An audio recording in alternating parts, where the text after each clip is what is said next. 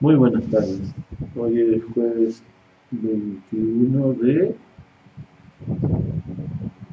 febrero y hace un calor, no sé, pero debe andar en los 35 o 36 por acá grados. Bueno, aquí estamos. Hoy, en este nuestro programita, me gustaría hablar de la democracia, la muy golpeada democracia. Bueno, la democracia, la traducción de democracia es gobierno del pueblo. Bien. Entonces, me gustaría hacer unos apuntes, digamos, sobre el tema. Luego de la Segunda Guerra Mundial,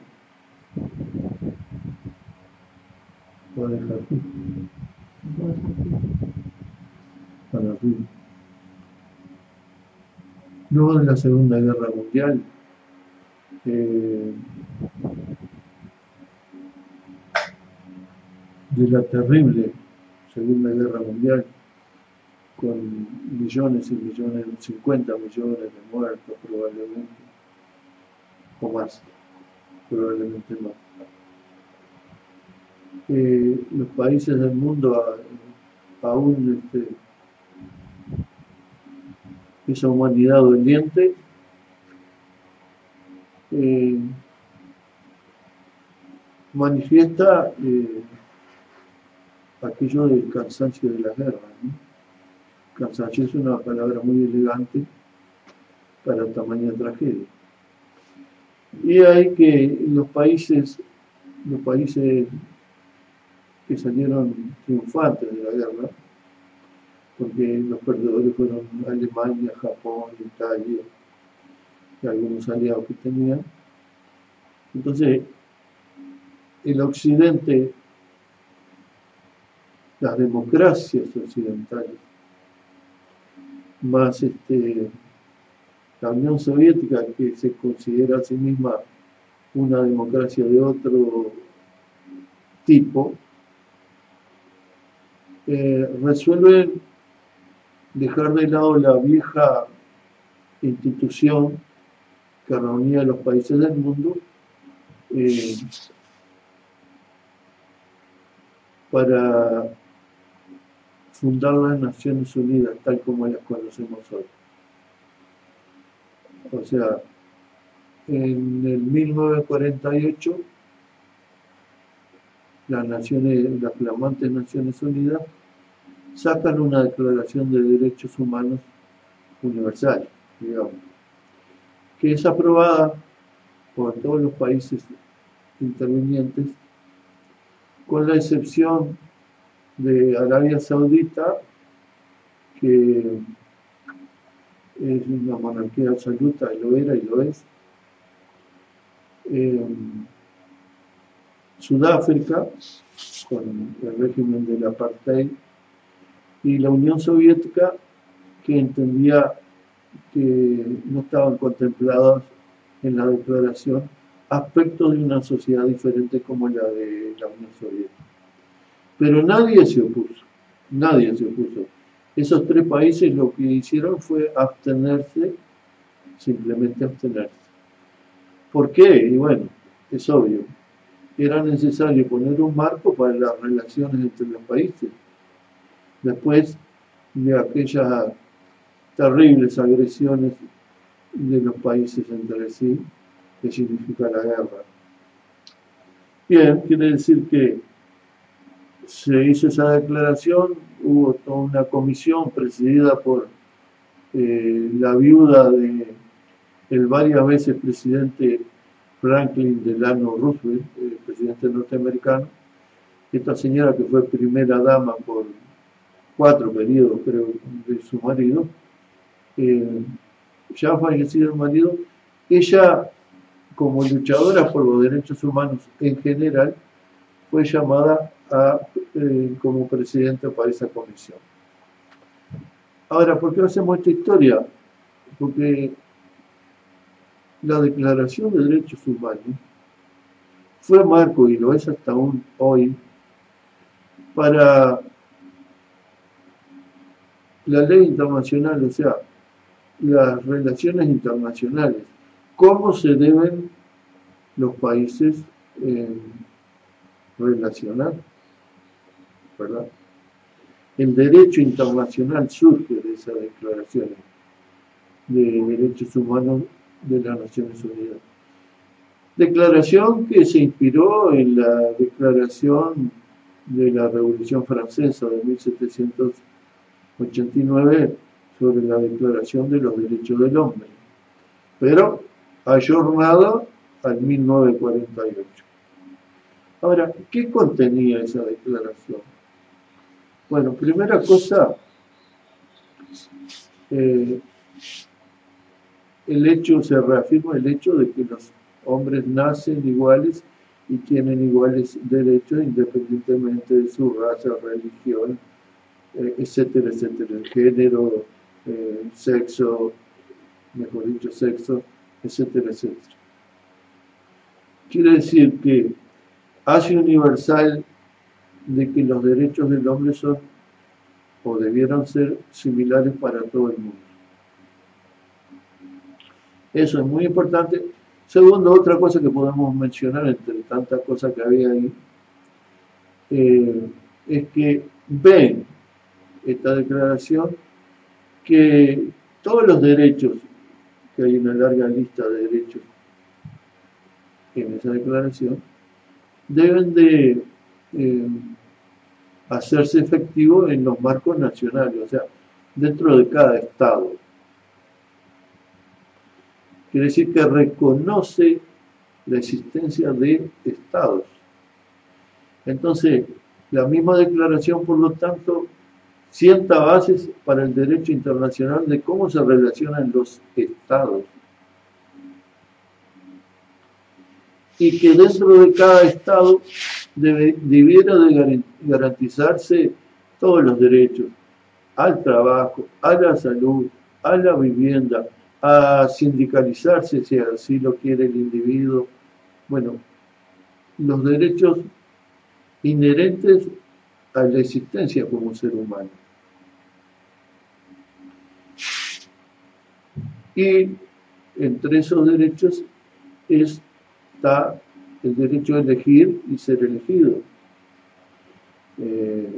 mediante el voto, o sea, elegir representantes en cada país o en cada estado con una periodicidad prevista.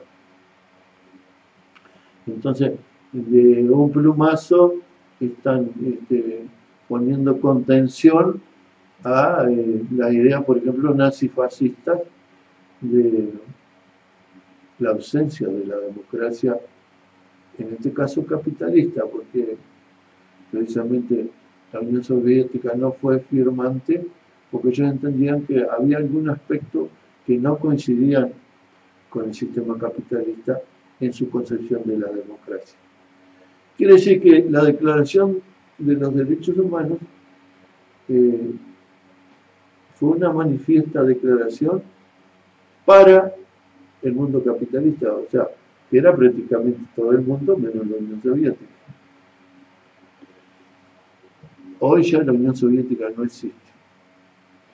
Entonces, todos esos derechos que se le reconocen a las personas y que el derecho de cada uno termina donde empieza el derecho de los demás, tiene un valor inmenso. ¿Para qué? Para que dentro de cada estado, por ejemplo, se conforme la constitución de ese país. Las constituciones de cada país, y el nuestro es uno más,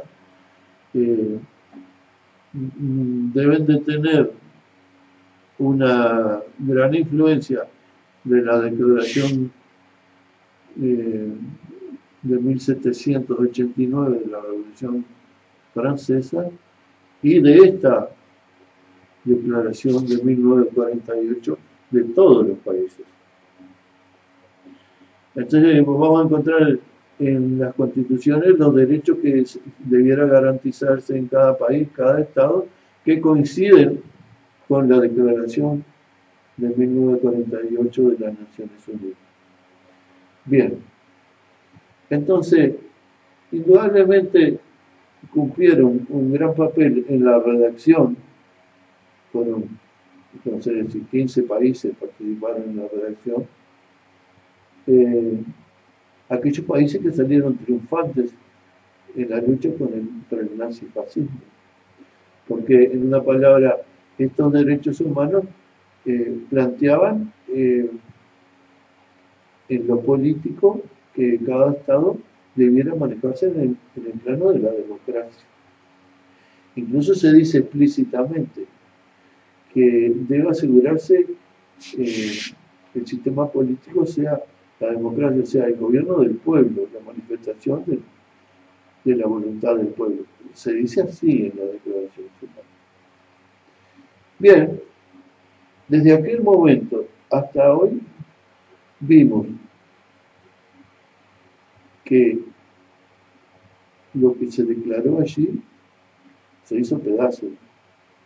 ¿Quiénes hicieron pedazos los derechos que allí se manifestaron?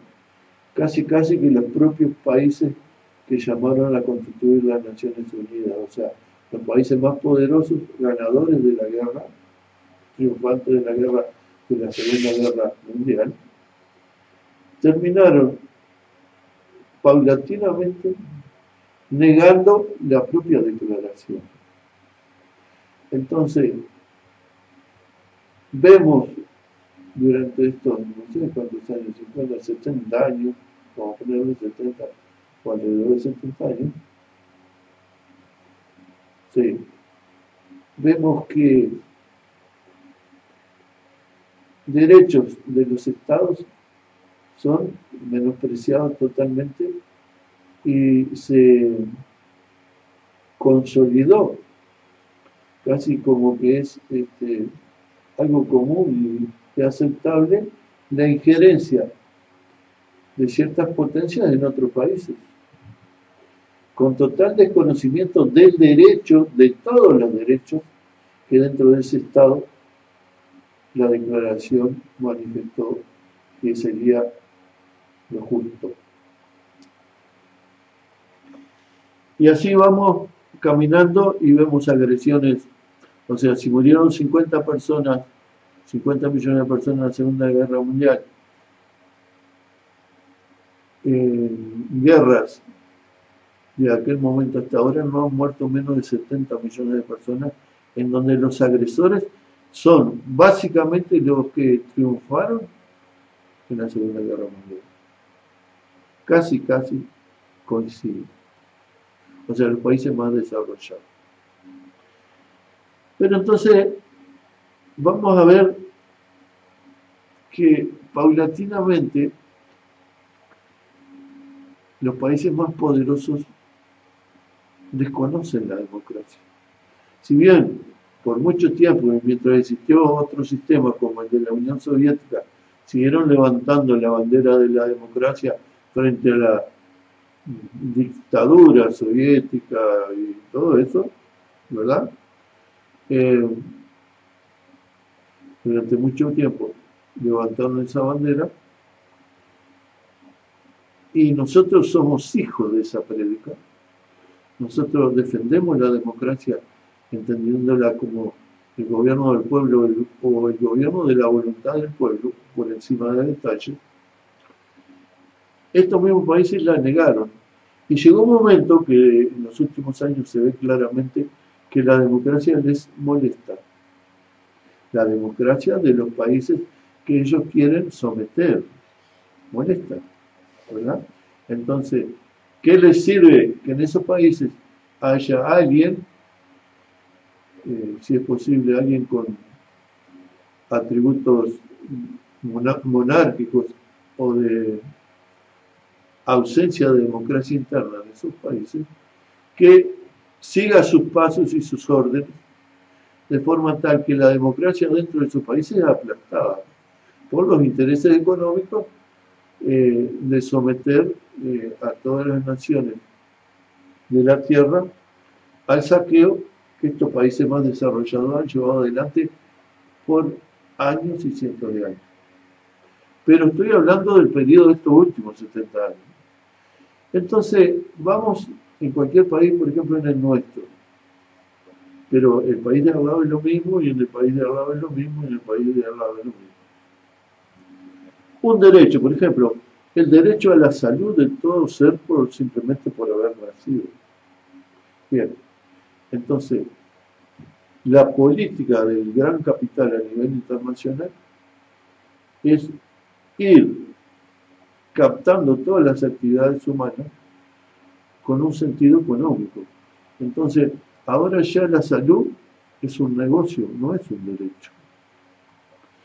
Y lo han dicho los laboratorios y las, ¿cómo se llaman estos? Sanatorios particulares, mutualistas se llaman acá, muchos, que se atiende a los que tienen dinero. Y los que no tienen dinero, que se arreglen, ¿verdad? Entonces, paulatinamente, la medicina pasa a ser un negocio, y la Declaración de Derechos de 1948 queda sin efecto con respecto a la salud. Pero lo mismo ocurre con la vivienda. El derecho ese pasó a ser un negocio. Entonces, en un principio, en muchos países, los estados, los gobiernos de turno trataron de hacer cumplir sus constituciones, tratando de que sus habitantes accedieran a la vivienda. Bueno, eso en el paso del tiempo ya quedó de lado, y hoy la vivienda pasa a ser un negocio, se construye para vender, y el que no tenga dinero, lo lamento. Y así vamos por paso a paso. El derecho a la vivienda, el derecho a la salud, el derecho al trabajo. Hoy el trabajador es un número. La cláusula constitucional que dice que el habitante de ese país tiene derecho al trabajo es letra muerta. Entonces, si viene a una empresa de gran capital y se queda con medio país, los compra y expulsa a todos los habitantes de ese territorio, y mala suerte. Si allí trabajaban miles y miles de personas, y bueno, que se busquen otra cosa. O sea, el derecho al trabajo no está garantizado por el Estado, todo lo contrario, se trabaja para cumpliendo las órdenes de esos países hegemónicos en el plano mundial, que les importa tres pepinos los derechos humanos, y por lo tanto les importa tres pepinos la democracia, tal como la Declaración de los Derechos Humanos de la ONU la plantearon en 1948. Es letra muerta, pasa a ser letra muerta, pero no en el espíritu de los habitantes. Todos nosotros que tenemos algunos años queremos algún tipo de democracia que garantice todos esos derechos. Hoy, olvidado. Hoy es la ley de la selva. Hoy el pez más grande se come el chico. Y lo dicen nuestros políticos. Entonces, vivimos en la costa, entonces hay un proyecto en la costa de Canelones, y hay un proyecto inmobiliario de gran nivel que plantea que Carrasco debiera extenderse desde Carrasco actual, cruzar el arroyo y llegar al arroyo Paz. O sea, están planteando inmuebles de viviendas de otro nivel.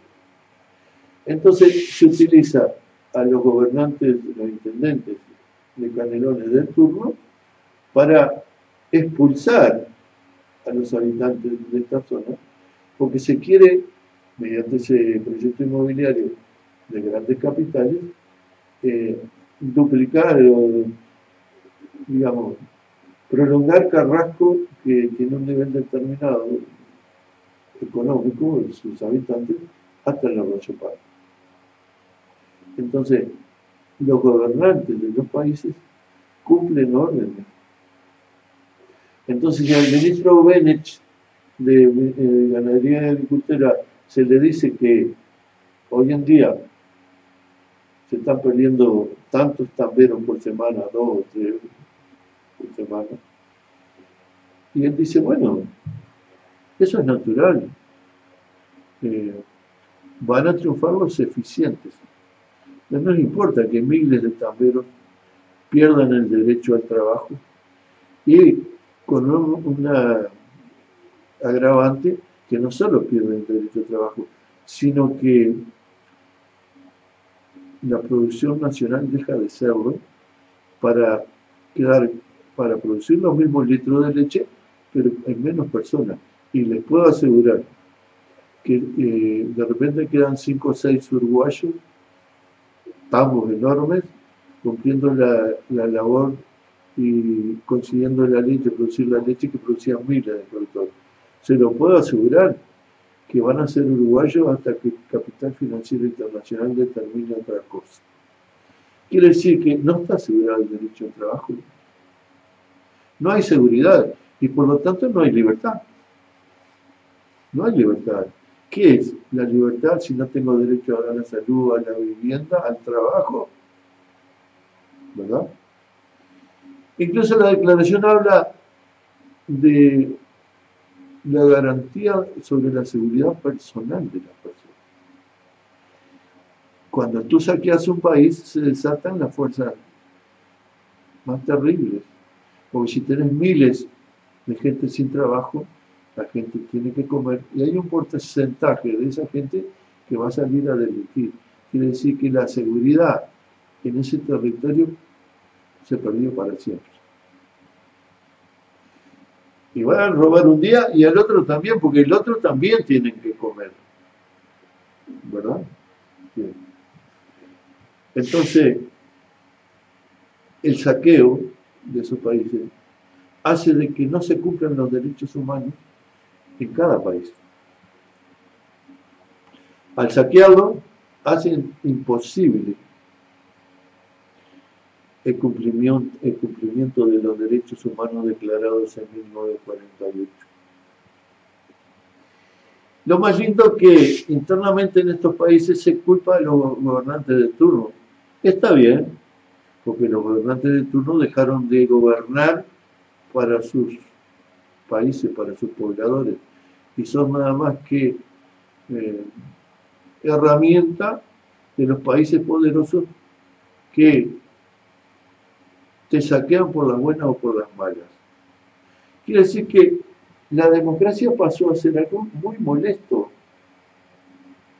para esas potencias que dominan el mundo.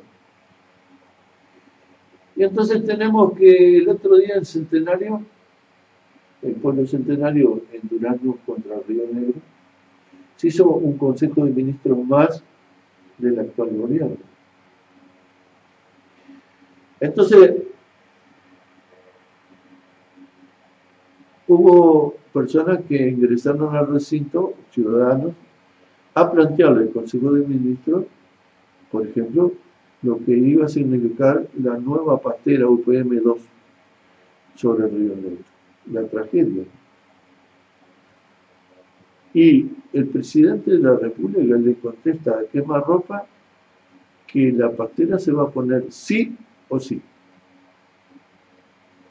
Nosotros podríamos decir, bueno, figuró en el programa electoral del gobierno actual, del Frente Amplio del gobierno actual. No, fue una orden que vino tal día de este mes o del mes anterior o del fin del año pasado que había que poner esa pastera. Entonces, como no tiene forma el gobernante de turno de cumplir la orden más que llevándose por delante a su pueblo, lo hace así. Lo mismo que hace el ministro Bennett, lo hace el presidente de la República. Lo mismo hace el ministro de Transporte cuando en ese encuentro toma contacto con gente del transporte, pequeños transportistas, que habían pedido una reunión con el ministro y después nunca más les contestó y lo abordaron allí ya que estaba presente, qué iba a hacer con ellos, porque le quieren poner un chip a los camiones que hacen inviable la labor de los pequeños camiones, inviable. Y podríamos explicar por qué lo hace inviable. Aparte de ser, prácticamente le faltó ponerle tobillera a los transportistas, a los pequeños transportistas. Porque cualquiera que esté más o menos empapado de cómo se hace el transporte, sobre todo en la producción en el interior, el reglamento que le ponen a los transportistas hace inviable que puedan trabajar. Bueno, entonces le piden al ministro una contestación, porque habían tenido contacto y nunca más. Y el ministro le dice, eso de chip sale sí o sí, igual que la contestación del presidente. Y hay 8 transportistas grandes que tienen 200 camiones, que son los que van a poder cobrar esa tarifa que nosotros queremos que cobren los transportistas, y con eso nos arreglamos. Entonces, en la desesperación, algún transportista ahí presente le dijo, señor, yo tengo un camión, tengo 60 años, ¿qué hago? Y buscate un trabajo, y el camión anda de guasadero. Entonces, es brutalidad política, es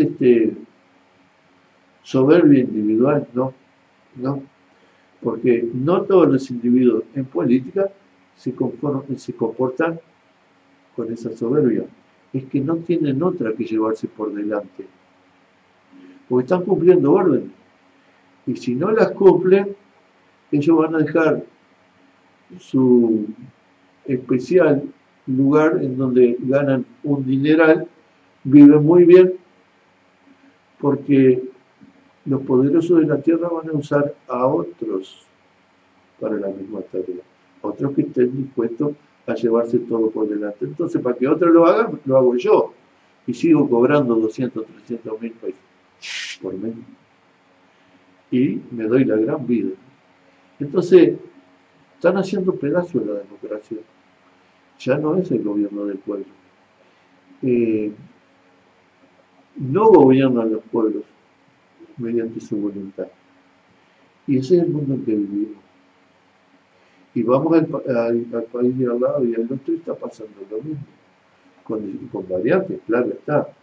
Y las variantes están pautadas más que nada por el grado de resistencia de los pueblos a esa imposición, a ese intervencionismo.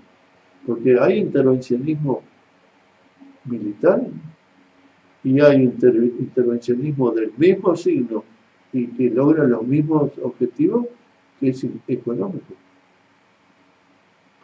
Entonces, en esa realidad estamos. Y hay alguna cosa que sí se mantiene. Es de interés, por lo menos el gobierno de turno, que se mantenga. Y es que el individuo, el habitante, vote a su representante. Porque es mantener como una cáscara vacía, pero una cáscara, una máscara. Ah, usted tiene derecho a votar cada 5 años. Nosotros nos votamos y somos mayoría, quiere decir que tenemos derecho a gobernar. Eso es más o menos la contestación del gobierno de turno. Tengo la completa seguridad que el gobierno que va a venir, si no es del mismo partido, va a hacer lo mismo. Y todos los que vengan van a hacer lo mismo hasta que los pueblos, cosa que también consagra la Declaración de los Derechos Humanos, el derecho a la resistencia a la opresión de todos los pueblos, de todos los individuos y de todos los pueblos. Eso también lo pone como derecho la Declaración de 1948 de las Naciones Unidas. Quiere decir que algo que fue aceptado por todos los países es lícito desde el punto de vista de la jurisprudencia del derecho internacional,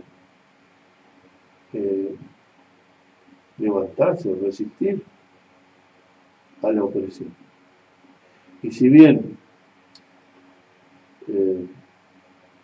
cuando hay una máscara democrática, en medio del saqueo se conservan alguna fórmula de elecciones cada 5 años y todo eso, precisamente para que los pueblos no resistan. Entonces Tabaré Vázquez, cuando se van de la reunión de centenario, le hace la B de la victoria a los que estaban oponiéndose ahí, y como dijo la otra vez, nos vemos en las urnas. Mientras tanto, tienen que someterse. O sea, se volvió un gobierno autocrático, ¿verdad? Arabia Saudita no tiene un gobierno diferente. No hay poder legislativo, no hay constitución, no hay poder judicial. Es el gobierno de un individuo que puede hacer lo que quiera con los individuos que viven en ese territorio. La diferencia con nuestro país es de grado, porque te lo dicen los gobernantes que tenemos en la cara. Ah, mijito, buscate otro trabajo. Ah, mijito, arreglate, ¿verdad? Quiere decir que estamos en esa situación. Quiere decir que, ¿por qué mencionamos todo esto? Para que seamos conscientes de en qué estamos viviendo. Que no nos quejemos en forma parcial y particular. Es eso lo que estamos viviendo. Menos de eso nada. Y lo más lindo, que lo que yo estoy diciendo, los gobernantes lo saben. Y actúan porque lo saben. Actúan así porque lo saben. Entonces, en el juicio político de esos gobernantes y todos los que lo acompañan de la oposición, que ninguno se ha parado frente al saqueo, simplemente discuten por cuestiones laterales, simplemente para ver si pueden ganar la elección otros partidos, pero en realidad no se oponen al saqueo que viene dirigido desde el exterior. Entonces, lo saben perfectamente. Y para los que quieran defender su país en lo económico, en lo social, los derechos de los hombres, de las pasividades, del derecho hasta la recreación, dice la Declaración de los Derechos Humanos. No solo de tener una vejez tranquila, sino la recreación en todo el tiempo, las vacaciones, todo eso detalla los derechos humanos, ¿verdad? Y hoy tenés, porque así lo impuso este gobierno, tenés mutualista o estás cubierto de la salud si estás trabajando. Y además depende de cuánto ganes, ¿no? Para que entres en el servicio de esa mutualista. Y basta que un mes no tengas mutualista para que cese el derecho. Cese el derecho.